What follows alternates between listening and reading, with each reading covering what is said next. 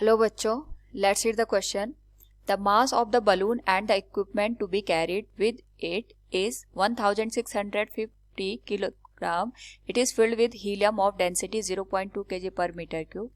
The volume of the balloon is 1500 meter cube. A rope is tied to the balloon and it is allowed to rise. What will be the tension in the rope? If the density of the air surrounding the balloon is 1.3 kg per meter cube, here 4 options are given. Now to answer this question, first we will discuss here the key concept, and here the key concept is upthrust force on a object which is moving in a liquid or air.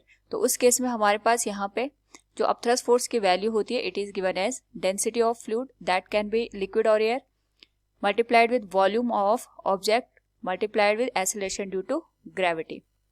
Now according to the question, हमारे पास एक balloon है और इसमें जो equipment हमने carry कर रखे हैं दोनों का जो मास है 1650 kg के बराबर है. तो we can write here mass of balloon with equipment, यहाँ पे जो दे रखा है it is given as 1650 kg के बराबर. इसको हम लिख सकते हैं एम बी के बराबर, तो इसकी वैल्यू हो जाएगी 1650 kg.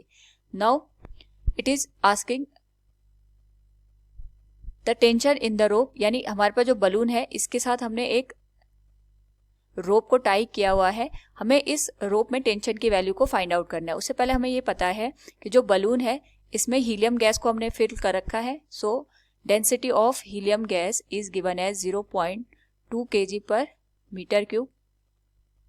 तो यहाँ पे अगर हम बात करें हीलियम गैस का मास कितना होगा जो कि हमने इस बलून के अंदर फिल कर रखी है, सो we can say mass of helium gas will be given as density of helium multiplied with, इस पूरे बलून में हमने गैस को फिल कर रखा है, यानी जो टोटल वॉल्यूम आएगा बलून का वही हमारे पास गैस का वॉल्यूम भी आ जाएगा. So it will be volume of the balloon.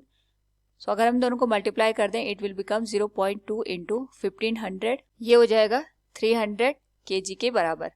Now यहाँ पे अकॉर्डिंग टू द क्वेश्चन सबसे पहले अगर हम इस बलून पे लगने वाले फोर्सेस को देखें तो डाउनवर्ड डायरेक्शन पे इस पे mg फोर्स एक्ट करेगा और अपवर्ड डायरेक्शन पे यहाँ पे अपथ्रस्ट फोर्स एक्ट करेगा. साथ में अगर हम बात करें जो हमारे पास रोप दे रखी है इस पे टेंशन फोर्स काम करेगी in this direction. So from here we can calculate the tension in the balloon by using the free body diagram. free body diagram से हम यहाँ पे लगने वाले फोर्सेस की इक्वेशन लिख लेंगे.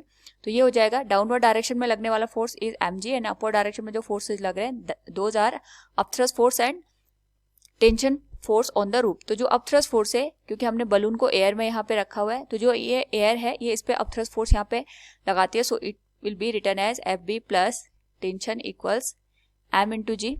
अपथ्रस्ट फोर्स की value we can write it will become density of air multiplied with volume of balloon multiplied with acceleration due to gravity, और साथ में यहाँ पे आ जाएगा tension force that will be equal to m into g. तो जो ये मास है एक तो हमारे पास यहाँ पे जो बलून का मास दे रखा है वो आएगा, साथ में जो हीलियम गैस है इसका मास भी हम यहाँ पे ऐड करेंगे and it will be multiplied with g. Density of air is given as 1.3 kg per meter cube. जो बलून का वॉल्यूम है दैट इज 1500 मीटर क्यूब और acceleration due to gravity will be 10 and it will be added to the tension force that will be T. Now यहाँ पे अगर हम इस whole value को सॉल्व करें it will become 19500 plus tension force, और जो हमारे पास बलून का मास है with equipment it will be given as 1650 kg plus helium का जो मास है ये हमारे पास 300 kg के बराबर है. It will be multiplied with acceleration due to gravity that will become 10. So after the multiplication of this value it will become 19500 newton के बराबर, और यहाँ से जो लेफ्ट हैंड साइड है हमारे पास ये सेम रहेगा. तो यहाँ से हम टेंशन की वैल्यू कैलकुलेट कर सकते हैं. दोनों टर्म हमारे पास सेम है तो जो टेंशन लगेगा on the rope it will be equal to 0. So from the given question we can say what will be the tension in the rope if the density of the air surrounding the balloon is 1.3 kg per meter cube, it will be 0. So from the given option we can say option D will be the correct one. Hope all you understood it. Thank you and best of luck.